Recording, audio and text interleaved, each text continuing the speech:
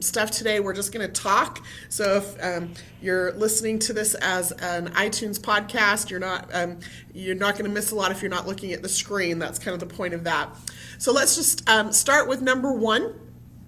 And this is a very common thing that a lot of people struggle with, especially when they're getting started, is not recording what you find. It's so exciting to start clicking on things and to see what records come up and to start exploring them. But if you don't record what you find, you're going to discover that something happens. You'll be looking at a record one day and you'll think, man, this is really familiar. And it might take you a little while, but eventually it's going to dawn on you that you've looked. Many of you who've been with me before know that I also transcribe every document that I find into the notes for that person. And I do that on purpose for a few reasons. One is so that I know that I have looked at that record. Another is so that I know that I've read the whole record, so that I've looked at every piece of information on that record. Oftentimes we just look at the age, we look at the birthplace, and we forget that there are other things often included on that record. So I attach it, I also transcribe it. And then you may notice here, and this isn't a great example because I only have two documents or two things that I have found for her, but I put them in chronological order, and what I end up with is a really nice little timeline, essentially, or life story of this person. It also helps me very quickly to see name consistencies or inconsistencies, age consistencies or inconsistencies. Just helps me to keep track of what I've looked at, what I haven't looked at, where I'm going to find the next piece of information. Now, the second part of this mistake is not just not recording it, but maybe you're recording it in multiple places. This most commonly happens when you have multiple trees. I used to not have a really strong opinion about this. I tried to let people or encourage people to make a decision based on what was best for them. But the more involved that I get in family history, the more I work with you, especially the new people coming into this, and now with DNA, the more that I work with DNA results and cousin matches and trying to figure it out. Now, that leads me to my number 2 point today, or my number 2 mistake today, which is ignoring your ancestors' siblings.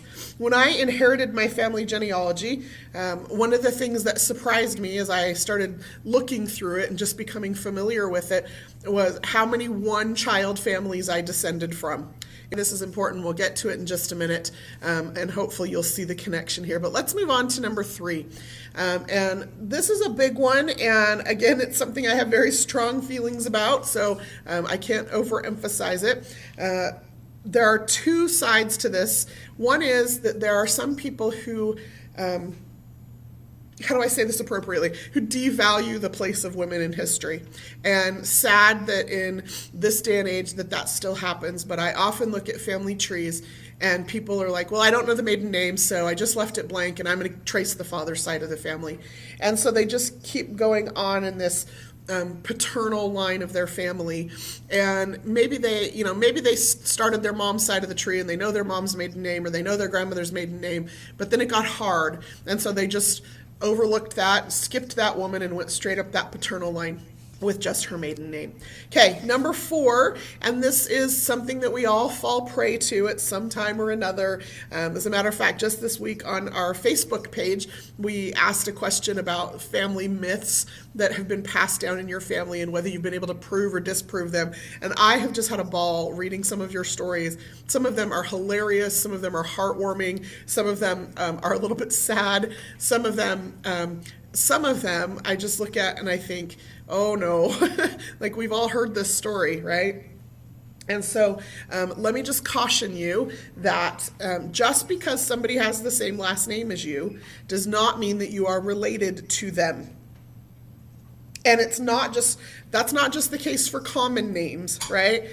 Common surnames like Jones or Williams or Smith that people perceive us when we throw some of that stuff out there. So just be accurate about it.